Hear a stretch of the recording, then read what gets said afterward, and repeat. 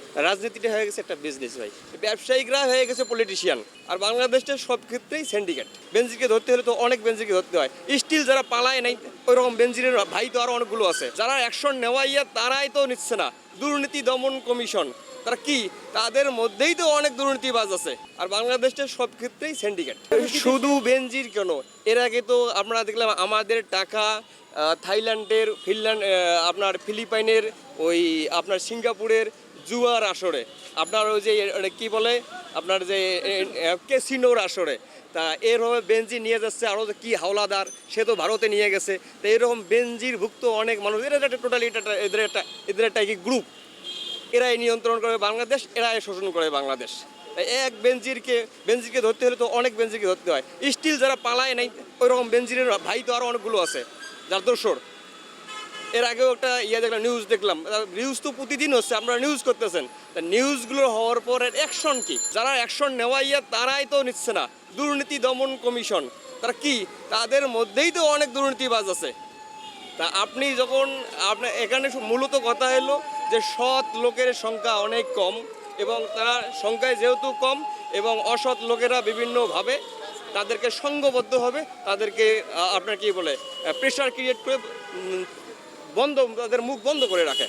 এটা শুধু বেনজির কেন, বাংলাদেশের তো রহরহ আছে, অনেক এমপি করতেছে, অনেক মন্ত্রী করতেছে।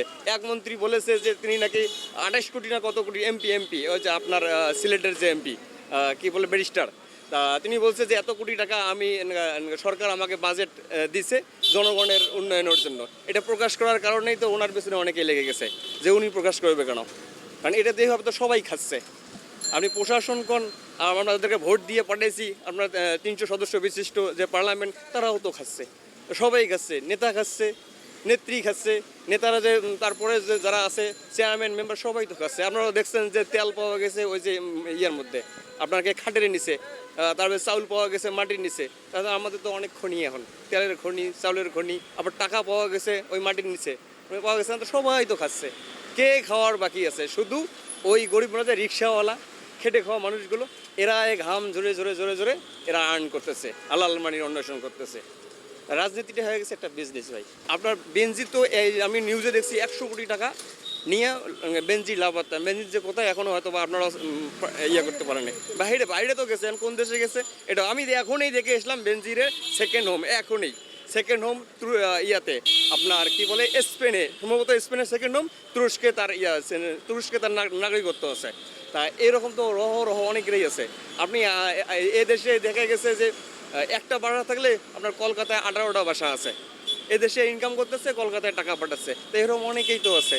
আপনার আমি যতটুকু জানি আপনার এই থাইল্যান্ডে সেকেন্ড হোমের দিক দিয়ে চাইনিজরা হলো চীনা হলো ফার্স্ট, আর সেকেন্ড পজিশনে আছে বাংলাদেশ। মালয়েশিয়া তো তাই, মালয়েশিয়াতে অনেক ফ্ল্যাট, এটা যেহেতু আমি মালয়েশিয়া ছিলাম লং টাইম, অনেক ফ্ল্যাট বাংলাদেশি আপনার কল্পনার বাহিরে। আমি যদি না থাকতাম সেখানে তাহলে আমি বলতে পারতাম না, কল্পনার বাইরে এত ফ্ল্যাট সেখানে মালয়েশিয়ায়। তাহলে এখন সবাই তো নিয়ে যাচ্ছে, শুধু আমরা খেতে পারতেছি না। আর একটা কথা হলো, এই যে আমি সেটা নিউজে পড়ছিলাম, সব কিছুর দাম মানুষের নাগালের বাইরে, মানুষ বিভিন্নভাবে চাপে আছে, প্রশাসনিক চাপে আছে বিভিন্নভাবে, যে কথা বলবে কি হবে। রাস্তায় যদি মানুষ নামে সেক্ষেত্রে বিভিন্ন প্রশাসনিকভাবে মানুষকে নিয়ন্ত্রণ করতে চাচ্ছে, তাহলে মানুষ তো বিপদ ডাকে নিবে না। মানুষ যে যার মতো হবে চলতেছে, মানুষের কষ্ট হচ্ছে, মানুষের ইনকাম একদম কম এবং দ্রব্যমূল্য তো অনেক দাম। এর জন্যই মানুষ রাস্তায় নামে কি করবে? রাস্তায় নামে তো কোনো সরকারের উচিত সুদৃষ্টি দেওয়া। সরকার জনগণের কল্যাণে কাজ করতে হবে। সরকার জনগণের অ্যাকচুয়ালি যে কল্যাণে কাজ করে, তাহলে মানুষের তো নামার দরকার হয় না। আর মানুষ নামলে বিভিন্ন পিটিও বাহিনী দিয়া, পুলিশ দিয়া সরকার মানুষকে নিয়ন্ত্রণ করতেছে। তা মানুষ আর কি করবে? মানুষ তো ঠিকঠাক গেছে।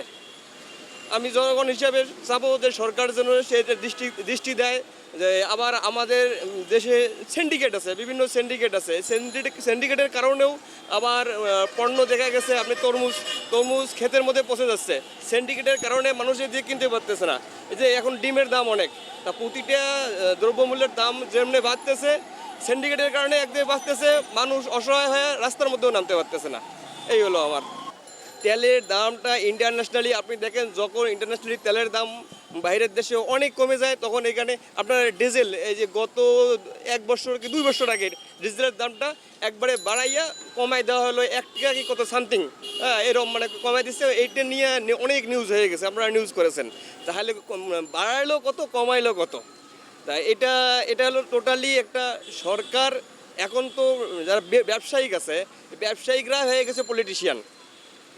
এখন এখন আসল যে রিয়াল যে আপনার যারা তৃণমূল থেকে রাজনীতি করে এরকম এরকম পলিটিশিয়ান নাই। এখন যারা বিজনেসম্যান এরা হয়েছে পলিটিশিয়ান। পলিটিশিয়ানরা সবসময় তাদের নিয়ন্ত্রণে কাজ করে, তাদের পজিটিভলি তাদের প্রফিটের জন্য কাজ করে। এটা টোটালি সিন্ডিকেট।